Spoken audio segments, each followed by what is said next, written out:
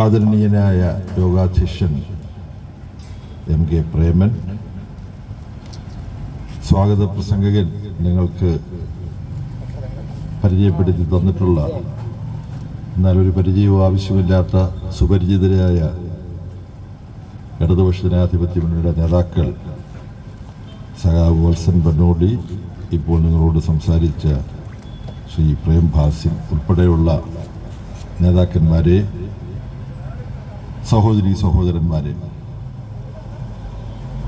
മറ്റു ചില യോഗങ്ങളിൽ സംബന്ധിക്കേണ്ടി വന്നതുകൊണ്ടാണ് ഇവിടെ ഇങ്ങനെ കുറച്ച് വൈകി വന്നത്. ഒരു ദിവസം വൈകിയാണെങ്കിലും എല്ലാവർക്കും വിഷുവിൻ്റെ ആശംസകൾ മുൻകാല പ്രാബല്യത്തോടുകൂടി നേരുന്നു. അതിന് തൊട്ടു മുമ്പ് ഈ നാട് മതഭേദം കൂടാതെ ചെറിയ പെരുന്നാൾ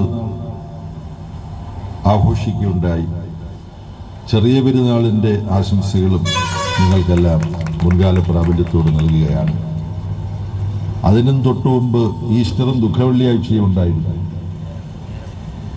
അതിൻ്റെ പേരിലുള്ള ആശംസകളും വൈകി നിങ്ങൾക്ക് ഞാൻ പകരുകയാണ്. അപ്പോൾ വ്യത്യസ്ത മതവിശ്വാസങ്ങളിൽപ്പെട്ടവർ പരമ്പരാഗതമായി ആചരിച്ചു പോരുന്ന മതാചാരവുമായി ബന്ധപ്പെട്ട നമ്മുടെ ആഘോഷങ്ങൾ ആ മതവിഭാഗത്തിൽപ്പെട്ടവരുടെ മാത്രം ആഘോഷങ്ങളല്ല കേരളത്തിൽ. എല്ലാ മതത്തിലും പെട്ടവർ വിഷു മലബാറിൽ എല്ലാവരും ആചരിക്കുന്നതാണ്. എന്നാൽ വടക്കേ മലബാറിൽ വിഷു തലേന്നിനും പ്രാധാന്യമുണ്ട്. അതെനിക്ക് മനസ്സിലായി. കാരണം കണ്ണൂരിൽ വിഷു തലേന്ന് 13-ാം തീയതി എൻ്റെ പരിപാടി വെച്ചു. അപ്പോൾ പറഞ്ഞു, സഖാവേ ഇവിടെ ബുദ്ധിമുട്ടാണ്, വിഷു തലേന്നിൻ്റെ ആഘോഷത്തിൽ പങ്കെടുക്കാനാണെങ്കിൽ വന്നു, പക്ഷെ മറ്റു പരിപാടികൾ ബുദ്ധിമുട്ടാണ്. തെക്കങ്ങനല്ല. അപ്പോൾ വടക്കും തെക്കും ഒരേ ആഘോഷം, ഒരേ ആചാരം തന്നെ വ്യത്യസ്ത തലത്തിലാണ് മനുഷ്യർ സമൂഹം ആചരിക്കുന്ന. ഈ വ്യത്യസ്തത അങ്ങനെ വരുത്തി തീർക്കാനാണ് ഇപ്പോൾ ഇന്ത്യയുടെ പ്രധാനമന്ത്രി ശ്രമിക്കുന്നത്. ഇന്ത്യയുടെ പ്രധാനമന്ത്രി കഴിഞ്ഞ ദിവസം നടത്തിയ ഒരു പ്രസംഗത്തിൽ പ്രതിപക്ഷത്തുള്ള ചില നേതാക്കന്മാർ ചേർന്ന് മട്ടൻ കറി വെക്കുന്നത് ഞാൻ കണ്ടു എന്ന് പറഞ്ഞിട്ടാണ് പ്രസംഗം. പ്രത്യേക സമയത്ത് ഒരു രാഷ്ട്രീയ നേതാവ് മത്സ്യം കഴിക്കുന്നത് ഞാൻ കണ്ടു. ഭക്ഷണത്തെ രാഷ്ട്രീയവൽക്കരിച്ചുകൊണ്ട് ഭക്ഷണം പാചകം ചെയ്ത് കൊടുത്തും സ്വീകരിച്ചുമാണ് നമ്മൾ സ്നേഹം വളർത്തുന്നത്. അയലത്ത് കൊടുക്കും ഭക്ഷണം. പായസം ഉണ്ടാക്കിയാൽ നമ്മൾ അയലത്തെല്ലാം വിതരണം ചെയ്യും. ഓണം നമ്മളെല്ലാം കൂടെ ആഘോഷിക്കും. നബി തിരുമേനി പറഞ്ഞിട്ടുള്ളത്, നിങ്ങൾ ഭക്ഷണം കഴിക്കുന്നതിന് മുമ്പ് നമ്മൾ വിളിച്ചാൽ കേൾക്കുന്നത്ര ദൂരത്ത് താമസിക്കുന്നവർ ആരെങ്കിലും വിശന്നിരിക്കുന്നുണ്ടോ എന്ന് ചോദിച്ച്, വിശന്നിരിക്കുന്നവരുണ്ടെങ്കിൽ അവരുടെ വിശപ്പടക്കാൻ കൂടി നമ്മുടെ ഭക്ഷണം നമ്മൾ പങ്കുവെക്കണം. ഇന്ത്യൻ പുരാണത്തിൽ അക്ഷയപാത്രം ഉണ്ടായിരുന്നു. വിശന്നിരിക്കുന്നവരാരും വന്നാൽ അക്ഷയപാത്രത്തിൽ നിന്ന് കൊടുക്കും. അതിന്റെ അറ്റത്ത് ഒരു കറിവേപ്പില ഇരുന്നാലും അതിൽ നിന്ന് ഭക്ഷണം ഉണ്ടാവും. അത് കഴുകി വെച്ച് കഴിഞ്ഞാലും 5000 പേരെ, അഞ്ചപ്പം കൊണ്ട് 5000 പേരെ തീറ്റിച്ച ക്രിസ്തുവിന്റെ മഹാത്ഭുതം നമ്മൾ മനസ്സിലാക്കുക. അപ്പോൾ ഭക്ഷണം മനുഷ്യ ജീവിതത്തിന് അടിസ്ഥാനമായി വേണ്ടതാണ്. അത് നമ്മുടെ അയലത്തുള്ളവർക്കെല്ലാം കൊടുക്കും, ഏത് മതത്തിൽപ്പെട്ടവർക്കാണെങ്കിലും കൊടുക്കും. പക്ഷെ നരേന്ദ്രമോദി ഇന്നത് ഭക്ഷിച്ചു, ഗോമാംസം ഭക്ഷിക്കാൻ പാടില്ല, അവർ ഗോമാംസം കൊണ്ടുപോകുന്നു, പശുവിനെ കൊല്ലാൻ കൊണ്ടുപോകുന്നു എന്ന് പറഞ്ഞിട്ട് മനുഷ്യനെ തല്ലിക്കൊല്ലുന്ന അനുഭവങ്ങൾ. ഭക്ഷണം ഒരു തർക്ക വിഷയമായി, ചില വിഭാഗങ്ങളെ ഒറ്റപ്പെടുത്തി ആക്രമിക്കാനുള്ള ഒരു വിഷയമായി ഇന്ന് ഇന്ത്യയിൽ ഉപയോഗിക്കുന്ന ഫാസിസ്റ്റ് സ്വഭാവമുള്ള RSS, രാഷ്ട്രീയ സ്വയംസേവക് സംഘ് നിയന്ത്രിക്കുന്ന BJP ഈ തെരഞ്ഞെടുപ്പിലൂടെ വീണ്ടും ഡൽഹിയിൽ അധികാരത്തിൽ വന്നാൽ എന്ത് സംഭവിക്കാമെന്നതിന്റെ ഒരു ഉദാഹരണം മണിപ്പൂർ ഇന്ത്യയിൽ ആവർത്തിക്കുമെന്ന് പറഞ്ഞാൽ ആൾക്ക് മനസ്സിലാക്കാൻ കഴിയണം. എത്രയോ നാളായി മനുഷ്യരക്തവും കണ്ണുനീരും ഒഴുകുന്ന നാടാണ് മണിപ്പൂർ. കേരളം ഇന്ത്യയുടെ ഭാഗമായി ഇന്ത്യയുടെ തെക്ക് പ്രദേശത്തൊരു സംസ്ഥാനമാണെങ്കിൽ ഇന്ത്യയുടെ വടക്ക് കിഴക്കുള്ള ഒരു സംസ്ഥാനമാണ് മണിപ്പൂർ. മണിപ്പൂരിനെ കുറിച്ച് പറയുമ്പോൾ നമ്മുടെ നാട്ടിൽ മോഹിനിയാട്ടം പോലെയുള്ള നൃത്തരൂപങ്ങൾ ഇവിടെ ഉണ്ടെങ്കിൽ മണിപ്പൂരിന് മണിപ്പുരി എന്ന് പറഞ്ഞൊരു നൃത്തരൂപമുണ്ട്.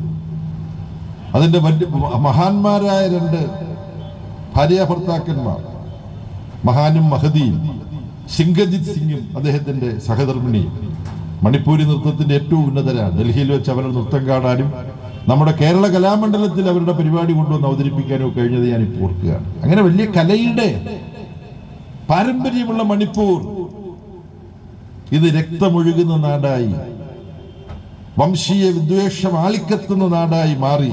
ഇന്നലത്തെ പത്രത്തിൽ നമ്മൾ വായിച്ചു, 2 കുക്കി വിഭാഗത്തിൽപ്പെട്ട 2 പേർ കൊല ചെയ്യപ്പെട്ടിരിക്കുന്നു. ആരാണ് ഇതിന് ഉത്തരവാദി? മണിപ്പൂരിനെ ചോരക്കളമാക്കിയതിൽ ഗുജറാത്തിനെ ചോരക്കളമാക്കി മാറ്റിയ BJP തന്നെയാണ് മണിപ്പൂരിനെയും ചോരക്കളമാക്കി മാറ്റുന്നത്. അവിടെ ഭരിക്കുന്നത് BJP-യാണ്. ബിരൻ സിംഗ് എന്ന് പറയുന്ന BJP മുഖ്യമന്ത്രി. മണിപ്പൂരിന്റെ അനുഭവം നമുക്ക് ഒരു പാഠം കൂടി നൽകുന്നുണ്ട്. മണിപ്പൂരിലെ ബിരൻ സിംഗ് എന്ന് പറയുന്ന മുഖ്യമന്ത്രി BJP ചേരുന്നതിന് മുമ്പ് അദ്ദേഹം ഏത് പാർട്ടിയിലായിരുന്നു? കോൺഗ്രസ്സുകാരനായിരുന്നു. അപ്പൊ ഇന്നത്തെ കോൺഗ്രസ്സുകാരൻ നാളെ BJP-യായി മണിപ്പൂരിനെ ചോരപ്പുഴയാക്കി മാറ്റുന്ന വർഗീയ വംശീയ വിദ്വേഷത്തിന്റെ കൂട്ടക്കൊലകളുടെ ഒരു കൊലക്കളമാക്കി ഒരു സംസ്ഥാനത്ത് മാറ്റിയെങ്കിൽ ഇന്ത്യ വീണ്ടും BJP-യുടെ കൈകളിലേക്ക് പോയാൽ ഇതുപോലെ ഒരു ചോരക്കളമായി ഇന്ത്യയിൽ ഒരുപാട് ഗുജറാത്തുകളും മണിപ്പൂരികളും ഉണ്ടാവും. ഏതെങ്കിലും ഒരു മതത്തിന് വേണ്ടിയാണ് എന്ന മട്ടിലാണ് ഇന്ത്യ ഒരു ഏകമത ഫാസിസ്റ്റ് രാഷ്ട്രമാക്കാനാണ് RSSും BJP-യും പദ്ധതിയിടുന്നത് എന്ന് പറയുമ്പോൾ ചിലർ നമ്മൾ ഭൂരിപക്ഷമല്ലേ, നമ്മൾ 80% ഹിന്ദുക്കൾ, ആ ഹിന്ദുക്കളുടെ ഒരു രാഷ്ട്രം ഉണ്ടാക്കുന്നതിന് എന്താണ് തെറ്റ് എന്നൊക്കെയുള്ള ആലോചനാശൂന്യമായ ഉപരിപ്ലവമായ ആശയങ്ങൾ ചിലർ പിന്തുടരാറുണ്ട്. യഥാർത്ഥത്തിൽ RSSന്റെ പദ്ധതി ഈ 80% ജനതയുണ്ട് ഹിന്ദുക്കൾ ഇന്ത്യയിൽ എന്ന മട്ടിൽ പട്ടികജാതി പട്ടികവർഗ വിഭാഗങ്ങൾ, ഗോത്ര വിഭാഗങ്ങൾ, പിന്നാക്ക ജാതികൾ ഇവരുടെ എല്ലാം എണ്ണമെടുത്ത് കൂട്ടിയിട്ടാണ് ഈ 80% എന്ന് പറയുന്നതെങ്കിൽ ഒരു ക്ഷേത്രത്തിൽ അകത്ത് കിടന്ന് ആരാധിക്കാൻ ഈ പിന്നാക്ക വിഭാഗത്തിൽപ്പെട്ടവർക്കോ ഹരിജനങ്ങൾക്കോ ഗിരിജനങ്ങൾക്കോ RSSന്റെ സവർണ പ്രമാണിമാർ അവസരം കൊടുക്കുവോ? ഇല്ല. തങ്ങളുടെ ഹിന്ദു രാഷ്ട്രം ഫാസിസ്റ്റ് രാഷ്ട്രം സ്ഥാപിക്കുന്നതിനെ കണക്കെടുക്കുമ്പോഴും വർഗീയ ലഹളകൾ സംഘടിപ്പിക്കുമ്പോൾ കൂട്ടക്കൊലകൾ നടത്താനുള്ള കാലാൽ സൈന്യമായി RSS ഈ പിന്നാക്ക വിഭാഗങ്ങളെയും പട്ടികജാതി പട്ടികവർഗത്തിൽ നിന്നും തങ്ങളുടെ ഒപ്പം കൂട്ടിയവരെയും ഉപയോഗപ്പെടുത്തും. പിന്നെ ചില അലങ്കാര സ്ഥാനങ്ങളിൽ ഇരുത്തും. ഇപ്പോൾ ദ്രൗപദി മുർമുവിനെ ഇരുത്തുന്നുണ്ട്. ഇന്ത്യയുടെ പ്രസിഡന്റാക്കി ഞങ്ങൾ എന്നാണ് പറയുന്നത്. ശരി, ഇന്ത്യയുടെ പ്രസിഡന്റായി. ഇന്ത്യയുടെ പ്രസിഡന്റാകുന്ന വ്യക്തിക്ക് പ്രോട്ടോകോൾ അനുസരിച്ച് അവകാശപ്പെട്ട സാന്നിധ്യവും പദവിയും ഉത്തരവാദിത്വവും കൊടുക്കുന്നുണ്ടോ നരേന്ദ്രമോദിയും RSSും BJP-യും? ഉണ്ടോ? നമ്മുടെ കൺമുമ്പിൽ നമ്മൾ കണ്ടത് എന്താണ്? പാർലമെന്റിന്റെ പുതിയ കെട്ടിടത്തിന്റെ ഉദ്ഘാടനം ആരാ നടത്തിയത്? പ്രധാനമന്ത്രി നരേന്ദ്രമോദി. ഭരണഘടനാ ലംഘനമാണത്. നമ്മുടെ മാധ്യമങ്ങൾ വേണ്ട പോലെ ചർച്ച ചെയ്തില്ല. എന്തുകൊണ്ടാണ്? പാർലമെന്റിനെ ഇന്ത്യൻ ഭരണഘടന നിർവചിക്കുന്നുണ്ട്. ഇന്ത്യൻ ഭരണഘടനയിൽ പാർലമെന്റിനെ നിർവചിക്കുമ്പോൾ അവിടെ പ്രസിഡന്റിന്റെ സാന്നിധ്യമുണ്ട്, പ്രധാനമന്ത്രി ഇല്ല. പ്രധാനമന്ത്രി ഭരണഘടനയുടെ വേറൊരു വകുപ്പിൽ കിടക്കുന്നുണ്ട്. പാർലമെന്റിനെ ഇന്ത്യൻ ഭരണഘടന എങ്ങനെ നിർവചിച്ചിരിക്കുന്നു? ഇന്ത്യൻ പാർലമെന്റ് എന്ന് പറഞ്ഞാൽ ലോക്സഭയും രാജ്യസഭയും പ്രസിഡന്റും ചേർന്നതാണ് ഇന്ത്യൻ പാർലമെന്റ്. അതാണ് പലർക്ക് വിളിക്കുന്നവർക്ക് ഇതറിയാം. എന്നാൽ ചിലർക്ക് ഇത് പുതിയൊരു അറിവായിരിക്കും.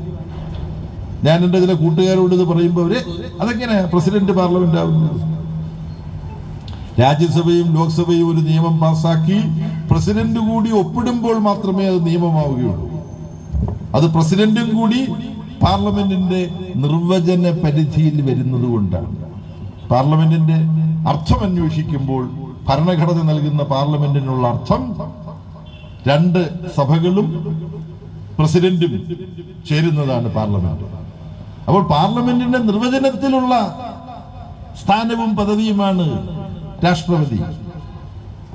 അവർ പാർലമെന്റുമായി ബന്ധപ്പെട്ട ഒരു ഔപചാരിക ചടങ്ങിലും നിങ്ങൾക്ക് രാഷ്ട്രപതിയെ മാറ്റി നിർത്താൻ കഴിയില്ല. അപ്പൊ നരേന്ദ്രമോദിയുടെ മുമ്പിലുള്ള പ്രശ്നം, പാർലമെന്റിന്റെ ഉദ്ഘാടന ചടങ്ങിൽ പാർലമെന്റിന്റെ നിർവചനത്തിൽപ്പെട്ട രാഷ്ട്രപതി വന്നാലോ, രാഷ്ട്രപതി വന്നാൽ രാഷ്ട്രപതിയാണ് ഒന്നാമത്, ഉദ്ഘാടനം രാഷ്ട്രപതി നിർവഹിക്കണം. രാഷ്ട്രപതിയോട് ഇരിക്കുമ്പം പ്രധാനമന്ത്രിക്ക് നിർവഹിക്കാൻ പറ്റില്ല, രാഷ്ട്രപതി വരുമ്പോഴും പറ്റില്ല, വൈസ് പ്രസിഡന്റ് വരുമ്പോഴും പറ്റില്ല. പ്രോട്ടോകോൾ അനുസരിച്ച് president, vice president, prime minister, അങ്ങനെ വാറന്റ് ഓഫ് പ്രസിഡൻസ് എന്ന് പറയും. യാതൊരു ലജ്ജയുമില്ലാതെ എന്തും ലംഘിക്കാൻ നരേന്ദ്രമോദിക്ക് മടിയില്ല. കാരണം നരേന്ദ്രമോദിയുടെ കളരി RSS ആണ്. RSSന്റെ ഭരണഘടന എന്താണെന്ന് ആർക്കും പറഞ്ഞുകൂടാ. RSS പോലും ഒരു സംഘടനയ്ക്ക് ആവശ്യമുള്ള ഭരണഘടന ഇല്ലാതെ പ്രവർത്തിക്കുന്നു. RSSന്റെ നേതൃത്വത്തെ തിരഞ്ഞെടുക്കുകയല്ല. ഒരാൾ നേതൃത്വത്തിൽ സർസംഘ് ചാലക്കായി വന്നാൽ, അതാണ് RSSന്റെ തലവന്റെ പേര്, സർസംഘ് ചാലക്. ജർമ്മനിയിൽ ഹിറ്റ്ലറുടെ പ്രസ്ഥാനത്തിന് ഫ്യൂറർ എന്ന് പറഞ്ഞ പദവിയാണ് ഉണ്ടായത്. പാർട്ടിയുടെ ഫ്യൂറർ, രാഷ്ട്രത്തിന്റെ ഫ്യൂറർ, പരമാധികാരി. RSSന് ഒരു പരമാധികാരിയാണുള്ളത്, സർസംഘ് ചാലക്. ആ സർസംഘ് ചാലക് തനിക്ക് ദീനമൊക്കെ വന്ന് ഇനി അധികാരം ആയില്ലെന്ന് വരുമ്പോൾ ആളുകളോട് പറയും, എന്റെ അനന്തരഗാമി, എന്റെ പിൻഗാമി എന്നിൽ നിന്നും സർസംഘ് ചാലകിന്റെ അധികാരം ഏറ്റെടുക്കുന്നത്. അപ്പം ഏകശാസന വ്യവസ്ഥയാണ് RSSനുള്ളത്. രാജ്യത്തിനും ഏകശാസന വ്യവസ്ഥ കൊണ്ടുവരാനാണ് നരേന്ദ്രമോദി ശ്രമിക്കുന്നത്. അതുകൊണ്ട് പുതിയ പാർലമെന്റ് മന്ദിരത്തിന്റെ ഉദ്ഘാടനം പ്രധാനമന്ത്രി നടത്തുന്നു.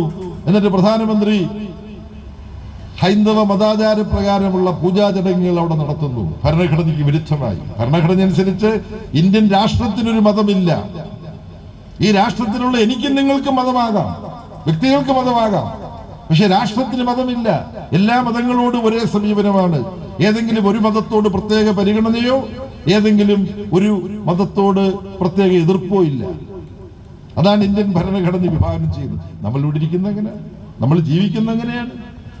എന്നാൽ RSSന്റെ പദ്ധതി നടപ്പായാലോ, ഗുജറാത്തിലെ വംശീയഹത്യ പോലെ, മണിപ്പൂരിലെ വംശീയഹത്യ പോലെ മതത്തിന്റെ അടിസ്ഥാനത്തിൽ മനുഷ്യർ പരസ്പരം വകവരുത്തപ്പെടുന്ന സ്ഥിതിവിശേഷം.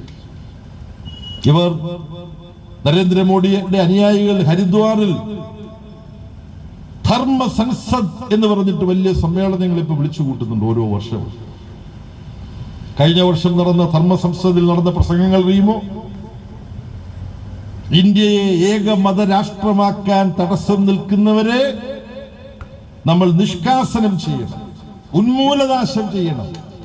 വംശീയ ഹത്യക്ക്, കൂട്ടക്കുരുതിക്കുള്ള ആഹ്വാനമാണ് സന്തുമാരും സാധ്യമാരുമെന്ന് അവകാശപ്പെടുന്ന വ്യക്തികൾ ഒന്നിനു പുറകെ ഒന്നായി നടത്തുന്നത്.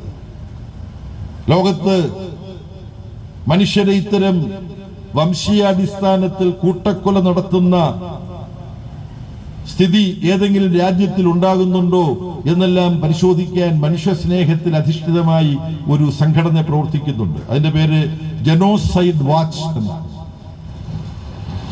ഗ്രിഗറി സ്റ്റെൻഡൺ എന്ന് പറയുന്ന വലിയൊരു പണ്ഡിതനാണ് ഒരുപാട് സന്നദ്ധ പ്രവർത്തകരെ വെച്ചുകൊണ്ട് ഈ സന്നദ്ധ സംഘടന പ്രവർത്തിക്കുന്നത്.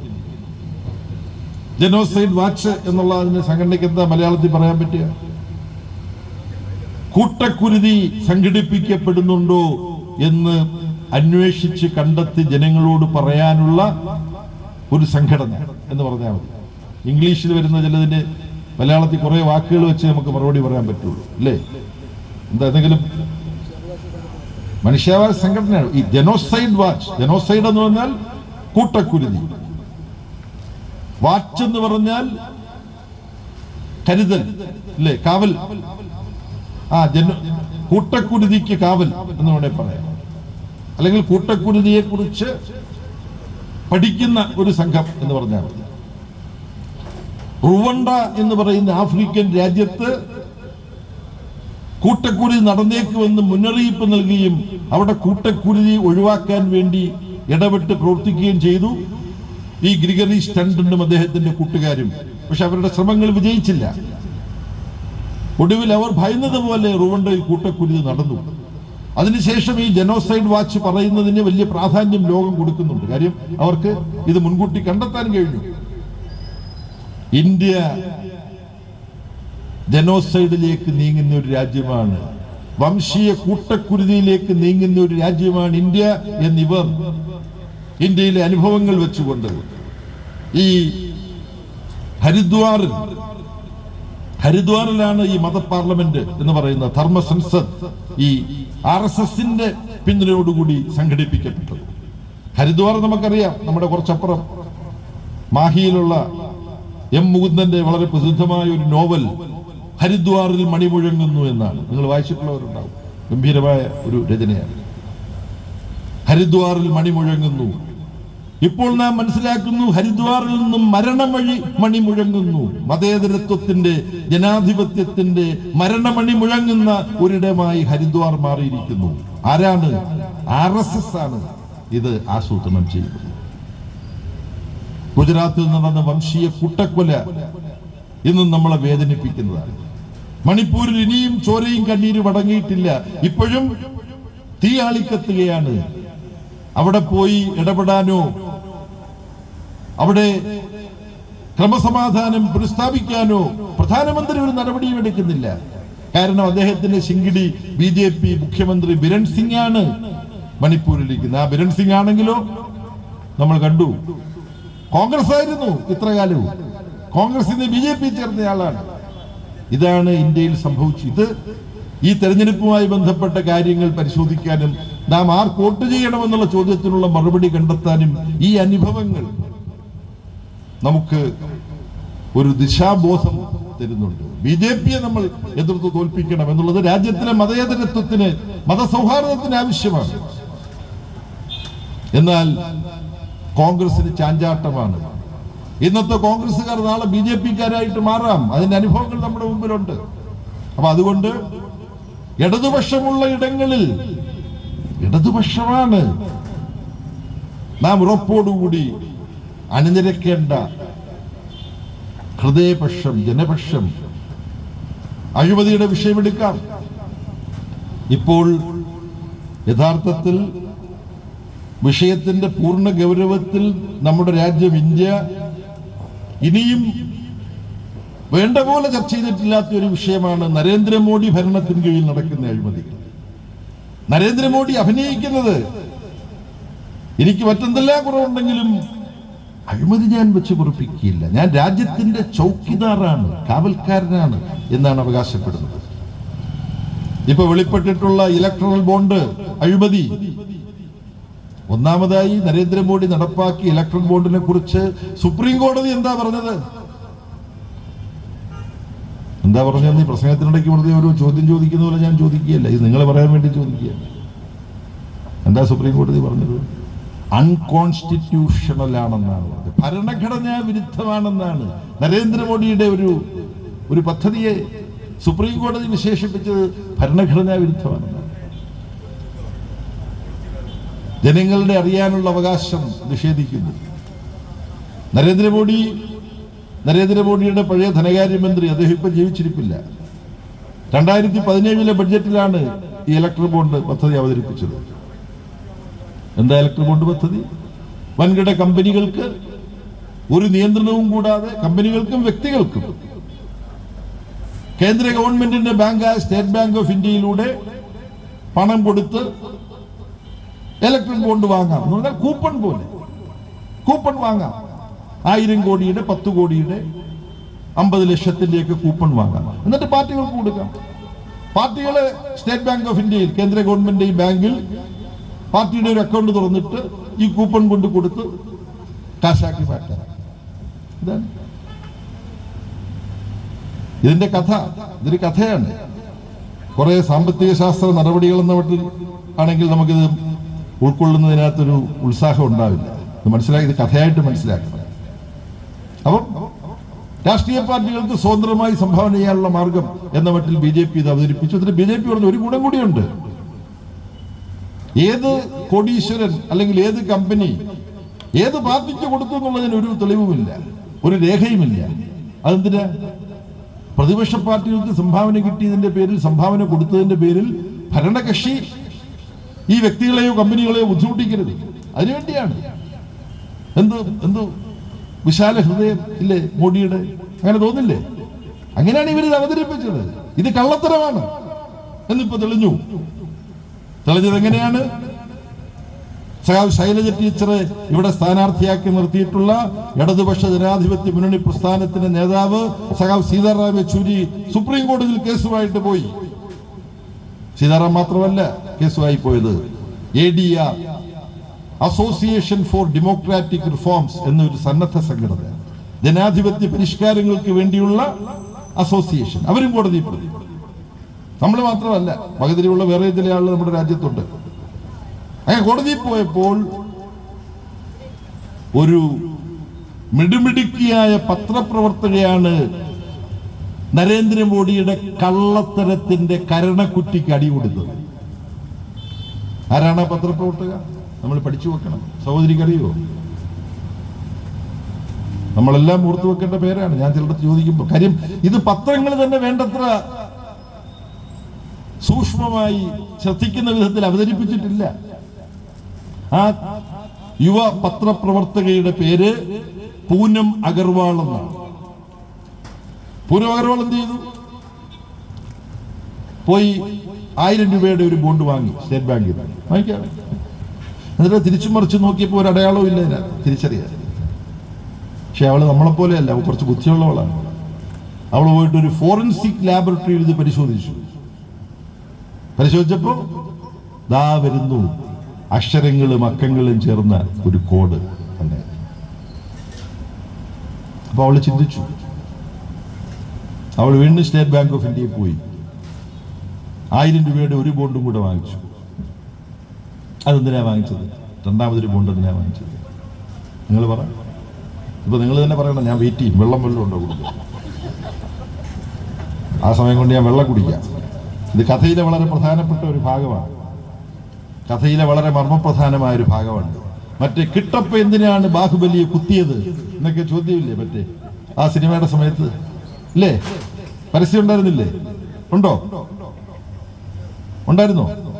അതുപോലെ എന്റെ ചോദ്യമാണ്, എന്തിനാണ് പൂനം അഗർവാൾ 1000 രൂപയുടെ ഒരു ബോണ്ട് വീണ്ടും വാങ്ങിയത്? ആ കൊച്ചിന്റെ കയ്യിൽ ഒരുപാട് പൈസ ഉണ്ടായിട്ട് അഹങ്കാരമാണോ ഒരു ബോണ്ടും കൂടെ വാങ്ങിക്കാമെന്ന് വിചാരിച്ചു? ആർക്കെങ്കിലും കൊടുക്കാനാണോ? മാർക്സിസ്റ്റ് പാർട്ടി ഇത് വാങ്ങില്ല എന്ന് പറഞ്ഞു. ഈ ബോണ്ട് ഉപയോഗപ്പെടുത്തില്ല എന്ന് CPM പറഞ്ഞു, CPI പറഞ്ഞു. എന്തിനു വാങ്ങി രണ്ടാമത്തെ ബോണ്ട്? പറ. നിങ്ങൾ ആരെങ്കിലും ഒന്ന് പറഞ്ഞു നോക്ക്. എന്നിട്ട് കേട്ടില്ല. മോളുടെ പേരെന്താ? പേര്? ഷൈജ. എന്ത് ചെയ്യുന്നു ഷൈജ? ജനകീയ ഹോട്ടലാണ്. ഈ ഷൈജ മോൾ പറഞ്ഞ ഉത്തരം കമ്പ്യൂട്ടർ ലോക്ക് ചെയ്യൂ. ഉത്തരം ശരിയാണോ? ശരിയാണ്. ഒരു സമ്മാനം കൊടുക്കണമല്ലോ. ഇലക്ഷൻ കമ്മിറ്റി ഒരു സമ്മാനം കൊണ്ടുപോകാം. കയ്യടിയാണോ സമ്മാനം? കയ്യടിയൊന്നും പോരാ, മെറ്റീരിയൽ ബെനിഫിറ്റ്. ഇവിടെ കടയുണ്ടല്ലോ, ആ കടയിൽ നിന്നൊരു നല്ല ചോക്ലേറ്റ് വാങ്ങിച്ചിട്ട്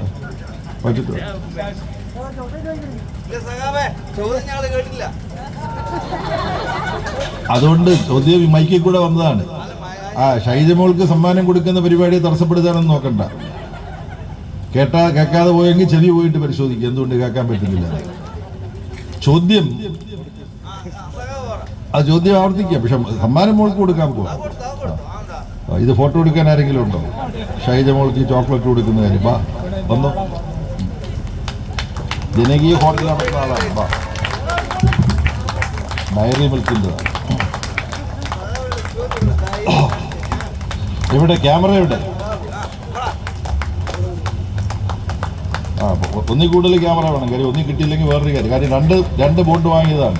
അവിടെ 2 ക്യാമറ ഉണ്ടാകും. ഇതാ സഖാവെ, ചോദ്യം ഈ ബോണ്ടിന്റെ കള്ളത്തരം കണ്ടുപിടിക്കാൻ വേണ്ടി ബാക്കി ചിലപ്പോൾ കേട്ടിട്ടുണ്ടാണ്, അതുകൊണ്ട് ആവർത്തിക്കാം. 1000 രൂപയുടെ ഒരു ബോണ്ട് വാങ്ങി. അത് തിരിച്ചും മറിച്ചും നോക്കി, ഒന്നും കാണാനില്ല, പ്രത്യേക അടയാളമില്ല. അപ്പോൾ ഫോറൻസിക് ലാബറട്ടറിയിൽ കൊണ്ടുപോയി അൾട്രാ വയലറ്റ് രശ്മികൾ വായിച്ചപ്പോൾ ഒരു നമ്പർ അതിനകത്ത് കണ്ടു. അപ്പൊ ഒരു നമ്പർ ഉണ്ടെന്നുള്ളത് കണ്ടു. അപ്പോ പൂനം അഗർവാൾ വീണ്ടും പോയി ബാങ്കിൽ 1000 രൂപയുടെ വേറൊരു ബോണ്ട് വാങ്ങാൻ. എന്തിനാണ് വേറെ ഒരു ബോണ്ട് വാങ്ങാൻ പോയതെന്നുള്ളതായിരുന്നു ചോദ്യം. ഷൈജ പോൾ അല്ലേ ഉത്തരം പറഞ്ഞു. കാര്യം നമ്പർ വേറെ ഉണ്ടെങ്കിലാണല്ലോ, എല്ലാത്തിനകത്തും ഒരേ നമ്പറാണെങ്കിൽ തിരിച്ചറിയാൻ പറ്റില്ല. അപ്പൊ പൂനം അഗർവാൾ രണ്ടാമത്തെ ബോണ്ട് വാങ്ങി വീണ്ടും അൾട്രാ വയലറ്റ് രശ്മി അടിച്ചു നോക്കുമ്പോൾ വേറൊരു നമ്പറാണുള്ളത്. അപ്പൊ മോഡി പറഞ്ഞത് കള്ളമാണ്, ധനകാര്യമന്ത്രി പറഞ്ഞതും ഇന്ത്യൻ ഗവൺമെന്റ് പറഞ്ഞതും കള്ളമാണ്. ഇത് കണ്ടുപിടിക്കാൻ പറ്റും, രഹസ്യ കോഡുണ്ട് ഇതിനകത്ത്. അത് ഇവര് കണ്ടുപിടിച്ചു. അത് കണ്ടുപിടിക്കാൻ, മോഡിയുടെ ഈ വലിയ അഴിമതി കണ്ടുപിടിക്കാൻ പൂനം അഗർവാൾ സംഭാവന നൽകിയതുപോലെ CPIM-ഉം ഇടതുപക്ഷ മുന്നണിയും സുപ്രീം കോടതിയിൽ കേസിൽ പോയത് കൊണ്ടാണ് സുപ്രീം കോടതിയിൽ പൂനം അഗർവാളിന്റെ ഈ കണ്ടെത്തൽ രേഖയായി സമർപ്പിച്ചു. അസോസിയേഷൻ ഫോർ ഡെമോക്രാറ്റിക് റിഫോംസ് ഉന്നയിച്ചു. സുപ്രീം കോടതി പറഞ്ഞു ഇത് ഭരണഘടനാ വിരുദ്ധമാണ് ഈ ഇലക്ട്രൽ ബോണ്ട് പദ്ധതി. അതൊരു ഭാഗം. ഈ ഇലക്ട്രൽ ബോണ്ട് പദ്ധതിയിലൂടെ അഴിമതി എങ്ങനെ നടക്കുക? നിങ്ങൾ ഭരണഘടനാ വിരുദ്ധമെന്ന് സുപ്രീം കോടതി പറഞ്ഞു, ശരി തന്നെ. അതുകൊണ്ട് അഴിമതി നടന്നു എന്നുള്ളതിന് എന്താ തെളിവ്? എന്താ തെളിവ്? അത് ഞാൻ തന്നെ പറയാം. ഒന്ന്, കമ്പനി നിയമം അനുസരിച്ച് കമ്പനികൾക്ക് രാഷ്ട്രീയ പാർട്ടികൾക്ക് സംഭാവന നൽകുന്നതിന് ചില വ്യവസ്ഥകൾ ഉണ്ടായിരുന്നു. എന്താണ്? 3 വർഷം പ്രവർത്തിച്ച് 3 വർഷമെങ്കിലും പ്രവർത്തിച്ച ഒരു കമ്പനി, ആ കമ്പനി 3 വർഷം ലാഭമുണ്ടാക്കിയാൽ ആ ലാഭത്തിന്റെ 7.5% പാർട്ടികൾക്ക് സംഭാവന നൽകാം. അതായിരുന്നു കമ്പനി നിയമം. എന്തിനാണ് ഇനി ഈ നിയമം? അപ്പൊ കിട്ടപ്പേ എന്തിന് കുത്തിയെന്ന് ചോദിക്കുന്ന പോലെയാണ്. എന്തിനാ ഇങ്ങനൊരു നിയമം? 3 വർഷം എങ്കിലും പ്രവർത്തിച്ച കമ്പനി 3 വർഷവും ലാഭമുണ്ടാക്കിയതിന്റെ 7.5% നൽകാൻ പാടുള്ളൂ എന്ന് കമ്പനി നിയമം കൊണ്ടുവന്നതിന്റെ കാരണം, അതല്ലെങ്കിൽ കള്ള കമ്പനികൾ രജിസ്റ്റർ ചെയ്തിട്ട് കള്ളപ്പണം സംഭാവനയായിട്ട് കൊടുക്കാം. എങ്ങനെ? അല്ല, സാബു എം ഇതിനകത്ത് അല്ല, ഞാൻ നിങ്ങൾക്ക് പറയാം. നിങ്ങളുടെ ചോദ്യത്തിൽ സാബു എം ജേക്കബ് അയാൾ ഉണ്ടാക്കിയ പൈസ അത് BRS-ലാണ് കൊടുത്തത്. BRS-ന് കൊടുത്തു. ഓ, എന്റെ ജനറൽ നോളജ് ടെസ്റ്റ് ചെയ്യാണോ? അത് ശരി. അതധികം ടെസ്റ്റ് ചെയ്യേണ്ട കേട്ടോ, ഞാൻ പഠിച്ചു വന്ന കാര്യങ്ങളാണ്. ആ ഭൂമിയും ചന്ദ്രനും തമ്മിലുള്ള പിന്നെ ദൂരം എത്രയാണെന്നൊക്കെ പറഞ്ഞ ഓരോ ചോദ്യങ്ങൾ ചോദിച്ചു കഴിഞ്ഞാൽ നമുക്ക് മറുപടി പറയാൻ പറ്റില്ല. ചോദിച്ചത് നിന്ന് അല്ലല്ല, അത് തന്നെ കറക്റ്റ്. അല്ലല്ല, അദ്ദേഹം പറഞ്ഞിട്ട് ഞാൻ കൈകാര്യം ചെയ്തോളാം, നിങ്ങൾ ഇടപെടണ്ട, വോളണ്ടിയർമാരൊന്നും ഇടപെടണ്ട. അദ്ദേഹം നമ്മുടെ ഇടതുപക്ഷ ജനാധിപത്യ മുന്നണിയുടെ ശക്തനായ ഒരു വക്താവാണ്. എന്താ നിങ്ങളുടെ പേര്? അപ്പൊ രാജനെ നിങ്ങൾ വിട്ടേക്ക്. ഞാൻ രാജനും ഞാനും തമ്മിൽ കൈകാര്യം ചെയ്തോളാം. അപ്പൊ നമ്മൾ ചർച്ച ചെയ്ത് വന്നത് എന്താണ്? അല്ല, ഇടയ്ക്കിടയ്ക്ക് എപ്പോഴും കയറി സംസാരിക്കരുത്. എന്റെ സംസാരത്തെ തടസ്സപ്പെടുത്തരുത്. ഇനി കുറച്ച് സമയം നിശബ്ദനായിട്ടിരിക്കുക കേട്ടോ. ഞാൻ കുറച്ച് കാര്യം പറഞ്ഞിട്ട് ഞാൻ നിങ്ങൾക്ക് എന്തെങ്കിലും സംശയം ഉണ്ടെന്നുകൊണ്ട് ഞാൻ ചോദിക്കാം, അന്നേരം ചോദിച്ചാൽ മതി. നല്ലതാണ്, ഇങ്ങനെയുള്ള ഇടപെടൽ നല്ലതാണ്. പക്ഷെ അത് അമിതമാകരുതെന്ന് മാത്രമേ ഉള്ളൂ. അപ്പൊ ഞാൻ പറഞ്ഞു വന്നത്, 3 വർഷം തുടർച്ചയായി പ്രവർത്തിച്ച് ലാഭമുണ്ടാക്കിയതിന്റെ 7.5% കമ്പനി ആക്ട് അനുസരിച്ച് സംഭാവന ചെയ്യാൻ അനുവദിക്കപ്പെട്ടിരുന്നത്. അതിൽ പലതിലും ഭേദഗതി വരുത്തി BJP ഗവൺമെന്റ്. അതിന്റെ ഫലമായി ശൈലജ ടീച്ചറെ സ്ഥാനാർത്ഥിയാക്കി നിർത്തിയിട്ടുള്ള ഇടതുപക്ഷ ജനാധിപത്യ മുന്നണിയുടെ നേതാവ് സഖാവ് സീതാറാം യെച്ചൂരി സുപ്രീം കോടതിയിൽ പോരാടി വിധി സമ്പാദിച്ചു കഴിഞ്ഞപ്പോൾ ഇതിന്റെ പല വിവരങ്ങളും വെളിപ്പെടുത്തപ്പെട്ടു. സ്റ്റേറ്റ് ബാങ്ക് ഓഫ് ഇന്ത്യ വിവരങ്ങൾ കൊടുക്കുക. ആദ്യം തരാൻ വിസമ്മതിച്ചു. ആദ്യം അവരെന്ത് പറഞ്ഞു? സുപ്രീം കോടതിയുടെ വിധി മാർച്ച് മാസം 6-ാം തീയതിക്കുള്ളിൽ ഇതിന്റെ എല്ലാ വിവരങ്ങളും തെരഞ്ഞെടുപ്പ് കമ്മീഷന് കൊടുക്കണം സ്റ്റേറ്റ് ബാങ്ക് ഓഫ് ഇന്ത്യ. അങ്ങനെ കൊടുത്താൽ സ്റ്റേറ്റ് ബാങ്ക് ഓഫ് ഇന്ത്യ കൊടുക്കുന്ന വിവരങ്ങൾ ഇലക്ഷൻ കമ്മീഷൻ പ്രസിദ്ധീകരിക്കണം. ഇതാണ് ഫെബ്രുവരി 14-നോ 15-നോ സുപ്രീം കോടതി നൽകിയ വിധി. ആ വിധിയുടെ കാലാവധി തീരാൻ സ്റ്റേറ്റ് ബാങ്ക് ഓഫ് ഇന്ത്യ വിവരങ്ങളെല്ലാം ഇലക്ഷൻ കമ്മീഷന് കൊടുക്കാൻ സുപ്രീം കോടതി വിധിച്ചത് മാർച്ച് 6-ാം തീയതിയാണ്. 2 ദിവസമുള്ളപ്പോൾ 4-ാം തീയതി, മാർച്ച് 4-ാം തീയതി സ്റ്റേറ്റ് ബാങ്ക് ഓഫ് ഇന്ത്യ കോടതി പോയി സുപ്രീം കോടതി പറയുകയാണ്, ഞങ്ങൾക്ക് ജൂൺ മാസമേ ഇതെല്ലാം തരാൻ പറ്റുള്ളൂ. കാര്യം ഇതെല്ലാം എടുത്തു തരാൻ കുറച്ച് സമയമെടുക്കും. ജൂൺ മാസത്തിന് മുമ്പ് തരാൻ പറ്റില്ല. ഇങ്ങനെ സ്റ്റേറ്റ് ബാങ്ക് ഓഫ് ഇന്ത്യ എന്തിനാ പോയി പറഞ്ഞത് സുപ്രീം കോടതി? പോട്ടെ, അതിന് ഉത്തരം പറയുന്നതിന് മുമ്പ് സുപ്രീം കോടതിയിൽ കേന്ദ്ര ഗവൺമെന്റിന്റെ ബാങ്ക് ഇങ്ങനെ പോയി പറയുമ്പോ ആ ബാങ്ക് മേധാവികൾ സ്വയം തീരുമാനമെടുക്കില്ല. കേന്ദ്ര ഗവൺമെന്റുമായി നരേന്ദ്രമോദിയും അമിത്ഷായും നിർമ്മലാ സീതാരാമനുമായിട്ടൊക്കെ ചർച്ച ചെയ്തിട്ടാണ് state bank of India supreme കോടതിയിൽ ഒരു നിലപാടെടുക്കുക. അപ്പം സ്റ്റേറ്റ് ബാങ്ക് ഓഫ് ഇന്ത്യയുടെ ആ നിലപാട് കേന്ദ്ര ഗവൺമെന്റിന്റെ നിലപാടാണ്. ആ നിലപാടെടുത്തതിന്റെ അർത്ഥം എന്താ? ജൂൺ മാസമേ ഈ വിവരങ്ങൾ തരാൻ പറ്റുള്ളൂ എന്ന് പറഞ്ഞ എന്തുകൊണ്ടാ രാജ? എന്തുകൊണ്ടായിരിക്കും? പറയാൻ പറ്റില്ല. ഞാൻ പറഞ്ഞുതരാം. നിങ്ങൾ പറയാൻ പറ്റില്ലെന്ന് പറഞ്ഞാൽ അവിടെ നിശബ്ദനായിട്ടിരിക്കൂ. ജൂൺ ആവുമ്പോൾ പാർലമെന്റ് തെരഞ്ഞെടുപ്പിന്റെ പ്രചരണം മുഴുവൻ കഴിയും. അതുകൊണ്ടാണ് പാർലമെന്റ് തെരഞ്ഞെടുപ്പിനിടയിൽ ഈ കാര്യം ചർച്ച ചെയ്യപ്പെടരുത്. അങ്ങനെയാണ് നാണമില്ലാതെ നരേന്ദ്രമോദിയുടെ ഗവൺമെന്റിന്റെ ഭാഗമായ സ്റ്റേറ്റ് ബാങ്ക് ഓഫ് ഇന്ത്യയുടെ പ്രതിനിധികൾ സുപ്രീം കോടതി പോയി പറഞ്ഞത്. അപ്പൊ സുപ്രീം കോടതി നീ കളിയൊന്നും ഇങ്ങോട്ട് വേണ്ട കേട്ടോ, അങ്ങനല്ല പറഞ്ഞത്. സുപ്രീം കോടതി പറഞ്ഞു മര്യാദയ്ക്ക് പറഞ്ഞ സമയത്ത് തന്നെ വിവരങ്ങൾ തന്നോണം. ഇതെല്ലാം കമ്പ്യൂട്ടറിലുള്ളതാണ്. കമ്പ്യൂട്ടറിൽ 2 ബട്ടൺ ഞെക്കിയാൽ ഈ വിവരമെല്ലാം കിട്ടും. CPM ജനറൽ സെക്രട്ടറി ശൈലജ ടീച്ചറെ സ്ഥാനാർത്ഥിയാക്കി നിർത്തിയിട്ടുള്ള ഇടതുപക്ഷ മുന്നണിയുടെ നേതാവ് സീതാറാം യെച്ചൂരി സുപ്രീം കോടതിയിൽ സ്റ്റേറ്റ് ബാങ്ക് ഓഫ് ഇന്ത്യക്കെതിരായി കോട്ടലക്ഷ്യത്തിന് കേസ് ഫയൽ ചെയ്യും. സുപ്രീം കോടതിയുടെ വിധി അവഗണിച്ചുകൊണ്ട് വസ്തുതകൾ ജനങ്ങളുടെ മുമ്പിൽ വരുന്നത് മറച്ചു പിടിക്കാൻ ഇതാ കേന്ദ്ര ഗവൺമെന്റും സ്റ്റേറ്റ് ബാങ്ക് ഓഫ് ഇന്ത്യയും മുതിരുന്നു എന്ന് പറഞ്ഞുകൊണ്ട് കോടതിയിൽ കോട്ടലക്ഷ്യത്തിനടക്കം നമ്മുടെ പ്രസ്ഥാനം നീങ്ങിയപ്പോ സ്റ്റേറ്റ് ബാങ്ക് ഓഫ് ഇന്ത്യ കുറേശ്ശെ വിവരം കൊടുക്കാൻ തുടങ്ങി. ഇവിടെ വെളിപ്പെടുന്ന ഒരു കാര്യം എന്താ?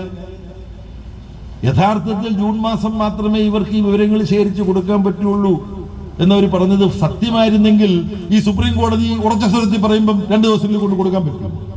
അപ്പൊ ഇവരാദ്യം പറഞ്ഞത് പച്ചക്കള്ളമാണ്. നരേന്ദ്രമോദിയുടെ ഗവൺമെന്റ് കള്ളം പറയാൻ മടിയില്ലാത്ത ഒരു കള്ളക്കൂട്ടമാണ് എന്ന് നമ്മുടെ കൺമുമ്പിൽ തെളിഞ്ഞു. എന്നിട്ടും രാജീവ് ചന്ദ്രശേഖർ അങ്ങനെ കുറെ ആളുകൾ BJP എന്ന് പറഞ്ഞിട്ട് നടക്കുകയാണ് ലജ്ജയില്ലാതെ. ഇതാണ് നമ്മൾ മനസ്സിലാക്കേണ്ടത്. ഇതൊന്ന്. രണ്ടാമത്തെ കാര്യം, ഈ കോൺഗ്രസിന് ഈ ഇലക്ട്രൽ ബോണ്ടുമായിട്ട് ബന്ധപ്പെട്ട അഴിമതിയിൽ വല്ല പങ്കുണ്ടോ?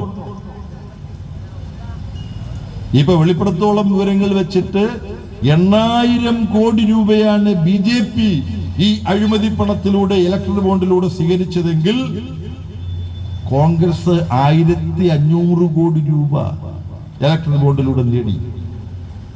കോൺഗ്രസിന്റെ നേതാക്കന്മാർ, നമ്മുടെ ഷാഫി പറമ്പലിന്റെ നേതാക്കന്മാർ ഡൽഹിയിൽ പത്രസമ്മേളനം നടത്തി പറഞ്ഞത് ഞങ്ങൾക്ക് പൈസയൊന്നുമില്ല, ഞങ്ങളുടെ ബാങ്ക് അക്കൗണ്ട് എല്ലാം മരവിപ്പിച്ചിരിക്കുന്നു, ഞങ്ങൾക്ക് നാരങ്ങാവെള്ളം കുടിക്കാൻ നിവൃത്തിയില്ല, ട്രെയിൻ ടിക്കറ്റ് എടുക്കാൻ വയ്യ. ഇതെല്ലാം പറഞ്ഞിട്ട് രാഹുൽ ഗാന്ധി വയനാട്ടിൽ നാമനിർദ്ദേശ പത്രിക കൊടുക്കാൻ എങ്ങനെയാ വന്നത്? എല്ലാ ദിവസവും കണ്ണൂരിലേക്കും കോഴിക്കോട്ടേക്കും ഒക്കെ 7-8 വിമാന സർവീസ് ഉണ്ട് ഡൽഹിയിൽ നിന്ന്. ഏതെങ്കിലും വിമാനത്തിലാണോ വന്നത് രാഹുൽ ഗാന്ധി? ഷാഫി പറമ്പിൽ മറുപടി പറയണതിന് പൈസ ഇല്ലെന്ന് പറഞ്ഞ രാഹുൽ ഗാന്ധി റെഗുലർ ഫ്ലൈറ്റിൽ ടിക്കറ്റ് എടുത്താൽ 8,000-നോ 9,000-നോ 10,000 രൂപയ്ക്കോ ടിക്കറ്റ് കിട്ടും ഡൽഹിയിൽ നിന്ന് കോഴിക്കോട്ടേക്ക് കണ്ണൂരേക്ക്. അല്ല, പ്രത്യേക വിമാനത്തിലാണ് രാഹുൽ ഗാന്ധി. പാപ്പർ സ്യൂട്ട് അടിച്ചു എന്ന് അവകാശപ്പെടുന്ന കോൺഗ്രസ് നേതാവ് രാഹുൽ ഗാന്ധി പ്രത്യേക വിമാനത്തിൽ കണ്ണൂർ ഇറങ്ങുന്നു. അവിടുന്ന് പ്രത്യേക ഹെലികോപ്റ്ററിൽ പറന്ന് വയനാട്ടിൽ അല്ലേ? ഇത് നമ്മൾ അപ്പൊ നരേന്ദ്രമോദിക്ക് മാത്രമല്ല കള്ളം പറയാൻ ബുദ്ധിമുട്ടില്ലാത്തത്, കോൺഗ്രസ് നേതൃത്വത്തിനും ഷാഫി പറമ്പലിന്റെ പാർട്ടിക്കും കള്ളം പറയുന്നതിന് ഒരു കൂസലുമില്ല, ഒരു മടിയുമില്ല. ഇനി ഇലക്ട്രൽ ബോണ്ടിൽ എങ്ങനെയാ അഴിമതി നടക്കുന്നത്, എങ്ങനെയാ കള്ളപ്പണം വെളുപ്പിക്കുന്നത്? ആദ്യം കള്ളപ്പണം വെളുപ്പിക്കുന്നതിന് പറയാം. സമർപ്പിക്കപ്പെട്ട സ്ഥിതിവിവരക്കണക്കുകൾ അനുസരിച്ച് നഷ്ടത്തിൽ നടന്നുകൊണ്ടിരിക്കുന്നതായി കണക്കുള്ള കമ്പനികൾ 35,000 കോടി രൂപയുടെ സഞ്ചിത നഷ്ടം കാണിക്കുന്ന 10-20 കമ്പനികൾ ആയിരക്കണക്കിന് കോടി രൂപയുടെ ഇലക്ട്രൽ ബോണ്ടുകൾ BJPക്കും കോൺഗ്രസിനും കൊടുത്തു. അപ്പൊ കള്ളപ്പണമാണ്. കണക്ക് നോക്കുമ്പോൾ കള്ളപ്പണമാണ്. ഇതാണ്.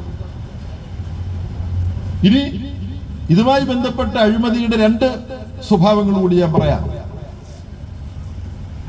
ഒരു ഹൈദരാബാദ് ബേസ്ഡ് കമ്പനി ഇലക്ട്രൽ ബോണ്ടിലൂടെ BJPക്ക് കൊടുക്കുന്നു 100 കണക്കിന് കോടി രൂപ. അത് BJP സ്വീകരിച്ച് 2 ആഴ്ച കഴിയുമ്പോൾ BJP ഗവൺമെന്റ് എന്റെയും നിങ്ങളുടെയും നികുതി പണം ഉപയോഗിച്ച് നിർമ്മിക്കേണ്ട ഒരു പദ്ധതി ഈ കമ്പനിക്ക് കോൺട്രാക്ട് ആയിട്ട് കൊടുക്കുന്നു.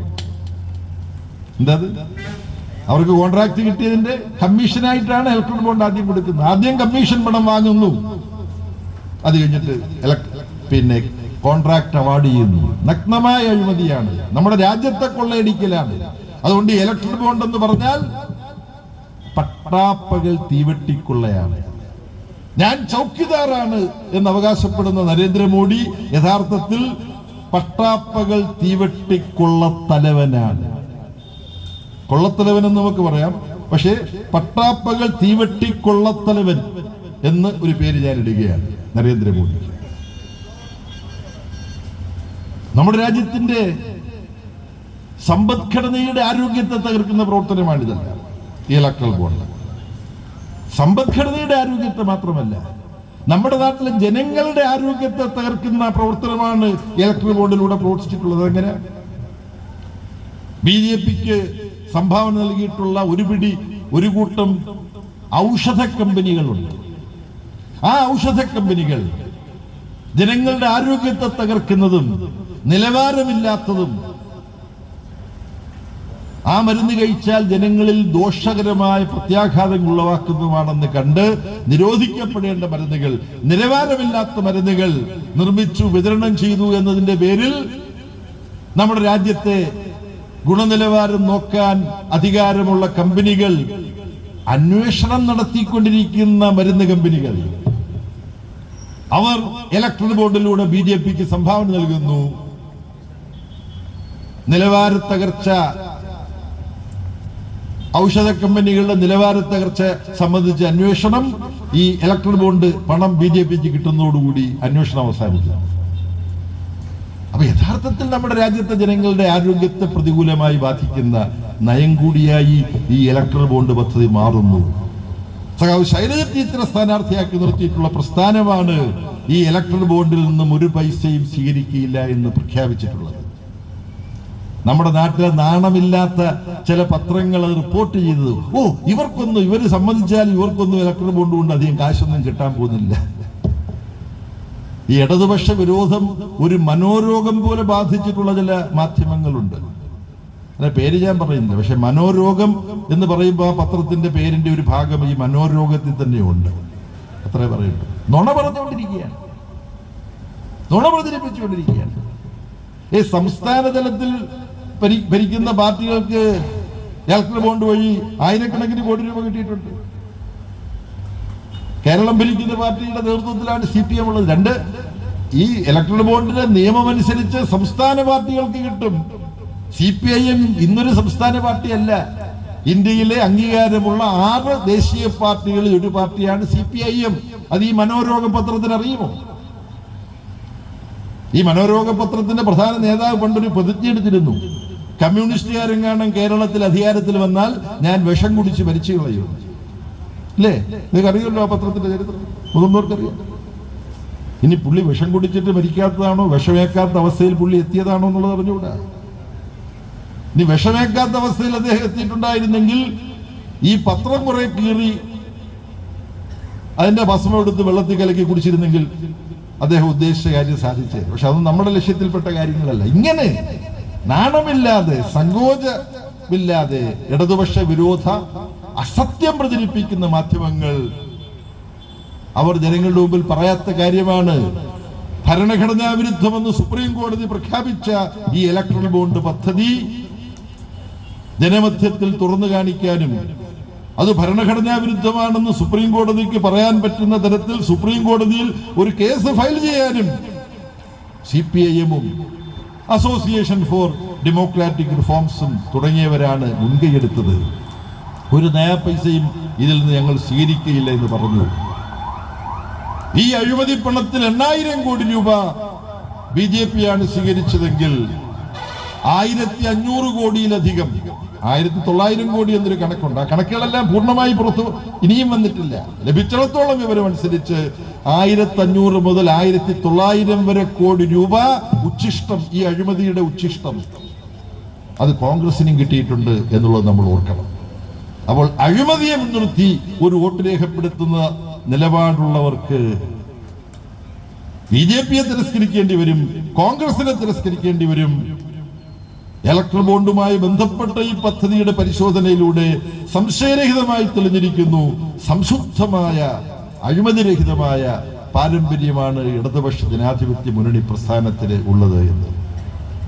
ഈ തെരഞ്ഞെടുപ്പുമായി ബന്ധപ്പെട്ട് നമുക്ക് പരിശോധിക്കാവുന്ന ഒട്ടേറെ വിഷയങ്ങളുണ്ട്. അതെല്ലാം ഒരു യോഗത്തിൽ വെച്ച് നമുക്ക് ചർച്ച ചെയ്യാൻ കഴിയില്ല. കുറേയധികം കാര്യങ്ങൾ നിങ്ങളുടെ മുമ്പിൽ അവതരിപ്പിച്ച് കഴിഞ്ഞതാണ്. ഇനി 2 കാര്യങ്ങൾ കൂടി മാത്രമേ ഞാൻ ചുരുക്കി പറയുന്നുള്ളൂ. അതൊന്ന്, കേരളത്തിൽ നിന്ന് കഴിഞ്ഞ തെരഞ്ഞെടുപ്പിൽ പോയ UDF MP-മാരുടെ പ്രകടനം. MP-മാരെന്നുള്ള തരത്തിൽ അവരെങ്ങനെ പ്രവർത്തിച്ചു? നാടിന്റെ വികസനത്തിന് വേണ്ടി വല്ലതും ചെയ്തിട്ടുണ്ടോ? നിങ്ങൾക്കറിയാം. കേരളത്തിന്റെ എന്തെങ്കിലും പ്രശ്നങ്ങൾ പാർലമെന്റിൽ ശക്തമായിട്ട് അവതരിപ്പിച്ചിട്ടുണ്ടോ?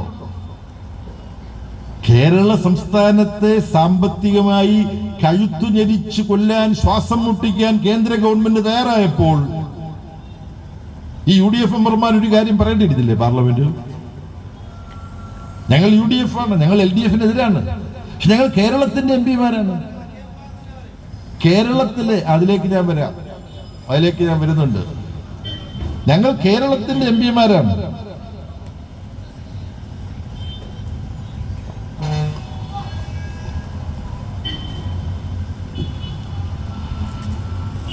കേരളത്തിലെ ഇടതുപക്ഷ ജനാധിപത്യ മുന്നണി ഗവൺമെന്റിനോട് UDF-കാരായ ഞങ്ങൾക്ക് വിയോജിപ്പുണ്ട്. പക്ഷെ ഞങ്ങൾ കേരളത്തിന്റെ MP-മാരായതുകൊണ്ട് കേരളത്തോട് കേന്ദ്ര ഗവൺമെന്റ് കാണിക്കുന്ന അവഗണന അത് ഞങ്ങൾക്ക് അംഗീകരിക്കാൻ പറ്റില്ല.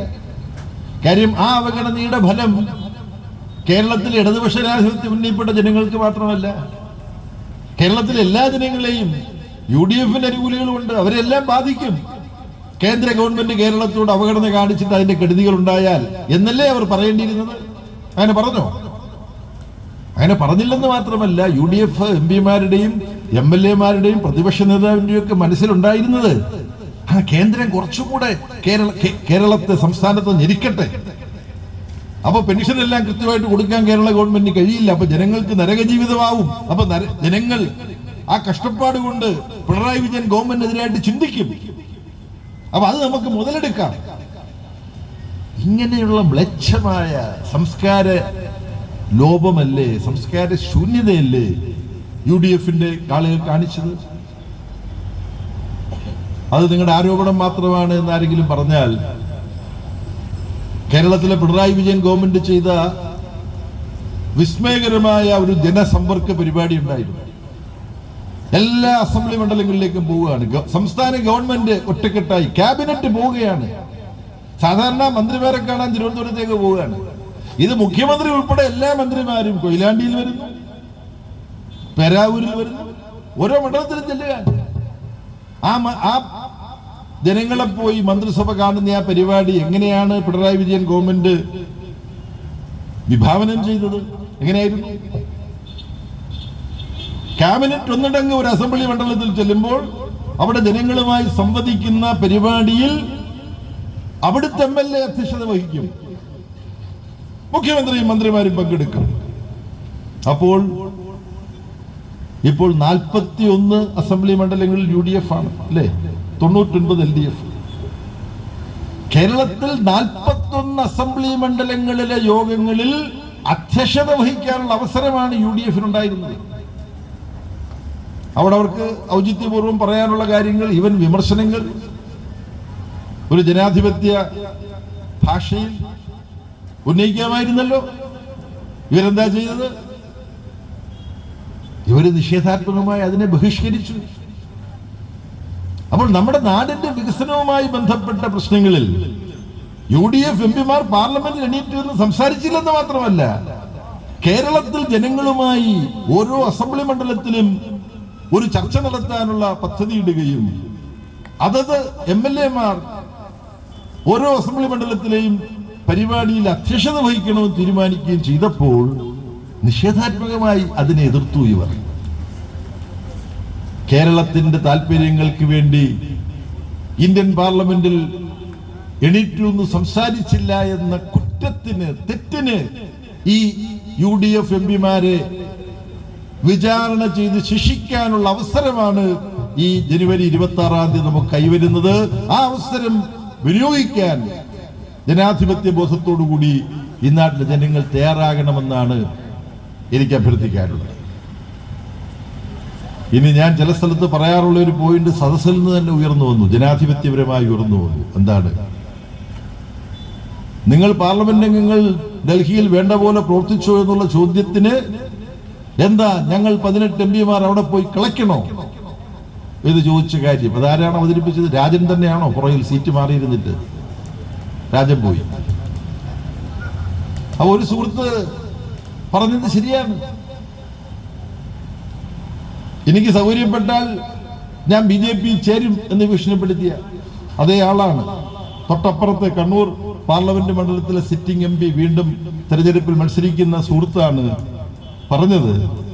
ഞങ്ങൾ എന്താ പോയി കളയ്ക്കണോ എന്ന് അദ്ദേഹം ചോദിച്ചു.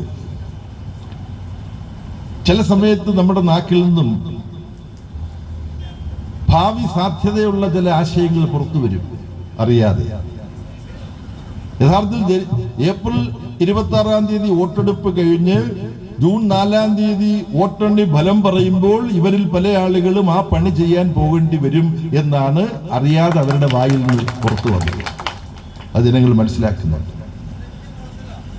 സഖാവ് ശൈലജ ടീച്ചർ, ഞാൻ ഇവിടെ പറഞ്ഞ ഈ രാഷ്ട്രീയ കാരണങ്ങൾ, ഇടതുപക്ഷ ജനാധിപത്യ മുന്നണിക്ക് അനുകൂലമായ രാഷ്ട്രീയ കാരണങ്ങളുണ്ടല്ലോ, ഇനി അങ്ങനെയുള്ള രാഷ്ട്രീയ കാരണങ്ങളൊന്നും ഉണ്ടായിരുന്നില്ല എന്ന് സങ്കല്പിക്കുക. സഖാവ് ശൈലജ ടീച്ചർ നിങ്ങളുടെ അംഗീകാരത്തിന് വേണ്ടി നിങ്ങളെ സമീപിക്കുമ്പോൾ നിങ്ങൾക്ക് ആർക്കെങ്കിലും ശൈലജ ടീച്ചറെ സ്വീകരിക്കാതിരിക്കാൻ പറ്റുമോ? വടക്കേ മലബാർ കേരള രാഷ്ട്രീയ രംഗത്തിന് നൽകിയ സംശുദ്ധിയുടെയും ജനകീയതയുടെയും പ്രതിബദ്ധതയുടെയും പ്രതിഭയുടെയും ഏറ്റവും വലിയ ആവിഷ്കാരമാണ് സഖാവ് KK ശൈലജ ടീച്ചർ.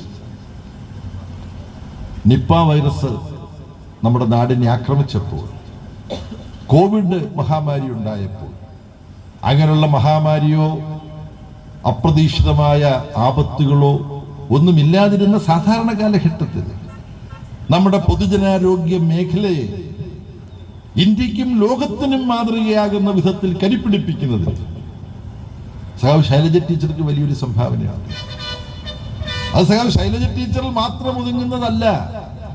57-ലെ EMS ഗവൺമെന്റിലെ ആരോഗ്യമന്ത്രി ഡോക്ടർ AR മേനോനി തുടങ്ങുന്നതാണത്. ഇടതുപക്ഷ ജനാധിപത്യ മുന്നണി പ്രസ്ഥാനത്തിന്റെ ആരോഗ്യമന്ത്രിമാർ വളരെ പ്രധാനപ്പെട്ട സംഭാവന നൽകിയിട്ടുണ്ട്. 2006-ലെ VS അച്യുതാനന്ദന്റെ നേതൃത്വത്തിലുള്ള LDF ഗവൺമെന്റിലെ ആരോഗ്യമന്ത്രി സഖാവ് PK ശ്രീമതി ടീച്ചറുടെ സംഭാവനയുണ്ട്. ഈ സംഭാവനകളുടെയും നേട്ടങ്ങളുടെയും ഒക്കെ അടിത്തറയിൽ ഏറ്റവും മികവുറ്റ പൊതുജനാരോഗ്യ രംഗം വികസിപ്പിച്ചെടുക്കുന്നതിൽ സഖാവ് KK ശൈലജ ടീച്ചർ നൽകിയ വളരെ വലിയ സംഭാവന അതിങ്ങനെ പ്രകാശം പരത്തിക്കൊണ്ട് നമ്മുടെ മുമ്പിലുണ്ട്, നമ്മുടെ മനസ്സിലുണ്ട്, ഈ നാടിന്റെ ഹൃദയത്തിലുണ്ട്. അതെല്ലാം അംഗീകരിച്ചുകൊണ്ട് ലോക അംഗീകാരങ്ങൾ വന്നു. ഐക്യരാഷ്ട്രസഭ അഭ്യർത്ഥിച്ചു, ഐക്യരാഷ്ട്രസഭയിൽ അതിന്റെ യോഗത്തിൽ പങ്കെടുത്ത് സംസാരിക്കണമെന്ന്. ഏഷ്യയുടെ നോബൽ സമ്മാനം എന്നറിയപ്പെടുന്ന മാഗ്സസെ പുരസ്കാരം ശൈലജ ടീച്ചറെ തേടി വന്നപ്പോൾ ശൈലജ ടീച്ചർ പറഞ്ഞു, 10,000-കണക്കിന് ആരോഗ്യ പ്രവർത്തകർ, ഡോക്ടർമാർ, നഴ്സുമാർ, ആരോഗ്യ പ്രവർത്തകർ, ആശാപ്രവർത്തകർ, DYFIയുടെയും AEYFിന്റെയും ഒക്കെ സന്നദ്ധ പ്രവർത്തകരായി നിപ്പ വൈറസിന്റെയും കോവിഡ് മഹാമാരിയുടെയും കാലത്ത് ഇറങ്ങി വന്ന ഈ നാട്ടിലെ പേരറിയാവുന്നവരും പേരറിയാൻ പാടില്ലാത്തവരുമായ ലക്ഷക്കണക്കിന് ആളുകൾ, ഡോക്ടർമാർ മുതൽ ലക്ഷക്കണക്കിന് സന്നദ്ധ പ്രവർത്തകർ വരെ കേരളത്തിൽ ഏക മനസ്സോടുകൂടി നിന്ന് പ്രവർത്തിച്ചു. കേരള മുഖ്യമന്ത്രി അതിന് നേതൃത്വം കൊടുത്തു. ആ പ്രവർത്തനത്തിനിടയിൽ ആരോഗ്യമന്ത്രി എന്നുള്ള നിലയിൽ ഞാനും ചില സംഭാവനകൾ നൽകിയിട്ടുണ്ട്. പക്ഷെ കേരളത്തിന്റെ ഈ നേട്ടം കേരളം എന്ന നാടിന്റെ നേട്ടമാണ്. ഏതെങ്കിലും ഒരു വ്യക്തിക്കായിട്ട് ആ നേട്ടം വേർപെടുത്തിയെടുത്ത് ഒരു അംഗീകാരം കൊടുക്കുന്നത് ശരിയല്ല. അതുകൊണ്ട് മാഗ്സസെ അവാർഡ് നൽകാൻ നിങ്ങൾ തീരുമാനിച്ചതിനെ ഞാൻ ആദരിക്കുന്നു, നന്ദിയുണ്ട്. പക്ഷെ എനിക്ക് വ്യക്തിപരമായി ഈ അവാർഡ് സ്വീകരിക്കാൻ താല്പര്യമില്ലെന്ന അത്യുദാത്തമായ നിലപാടെടുക്കാൻ കഴിഞ്ഞ നേതാവാണ് സഖാവ് KK ശൈലജ ടീച്ചർ എന്നുള്ളത് ഈ നാട് തിരിച്ചറിയണം.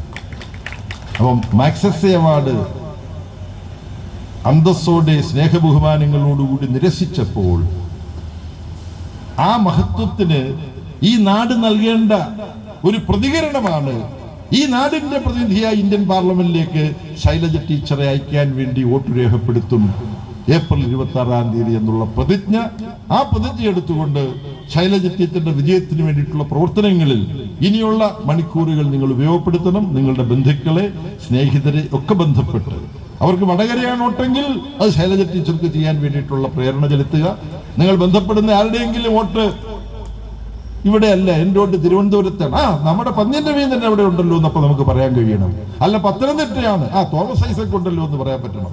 ആലപ്പുഴയാണ്, ആരിഫ് ഉണ്ടല്ലോ എന്ന് പറയാൻ പറ്റണം. ആറ്റിങ്ങലാണ്, അവിടെ ജോയി ഉണ്ടെന്ന് പറയാൻ പറ്റണം. കൊല്ലമാണ്, അവിടെ മുകേഷ് ഉണ്ടെന്ന് പറയാൻ പറ്റണം. അങ്ങനെ ഓരോ മണ്ഡലത്തിലും LDFന്റെ സ്ഥാനാർത്ഥികളുണ്ടെന്ന് ഓർത്തുകൊണ്ട് ഓരോ മണ്ഡലത്തിലും LDF സ്ഥാനാർത്ഥിക്ക് വേണ്ടി വോട്ട് പിടിക്കാൻ നമുക്കുള്ള ബന്ധം, പരിചയം ഫോൺ വിളികളിലൂടെ നിങ്ങൾ ഉപയോഗപ്പെടുത്തുമെന്ന പ്രസന്നമായ പ്രത്യാശ നിങ്ങളുമായി പങ്കുവച്ചുകൊണ്ട് നമ്മുടെ ഇനിയുള്ള നിമിഷത്തെ നിലയ്ക്കാത്ത പ്രവർത്തനം, ആ പ്രവർത്തനം അവസാനത്തെ വോട്ടും പോള് ജയിക്കുന്നത് വരെ ആ കരുതലും ജാഗ്രതയും നമുക്ക് നിലനിർത്താൻ കഴിയുമെങ്കിൽ 2004 തെരഞ്ഞെടുപ്പ് ഫലത്തെ അനുസ്മരിച്ചുകൊണ്ട് ഇടതുപക്ഷ ജനാധിപത്യ മുന്നണിക്ക് അഭിമാനകരമായ ഒരു വിജയം കൈവരിക്കാൻ കഴിയും. എന്നാൽ ഓരോ നിമിഷവും നമ്മുടെ പ്രവർത്തനം കരുതലോടുകൂടിയായിരിക്കണം. ഒരിടത്തും ഒരു പതർച്ചയും ഇടർച്ചയും ഉണ്ടാകാൻ പാടില്ല എന്നുകൂടി നിങ്ങളെ ഓർപ്പിച്ചുകൊണ്ട് ക്ഷമാപൂർവ്വം എൻ്റെ വാക്കുകൾ കേട്ട് നിങ്ങളോട് നന്ദി പറഞ്ഞുകൊണ്ട് ഞാൻ എൻ്റെ വാക്കുകൾ ഉപസംഹരിക്കുന്നു. അഭിവാദ്യം.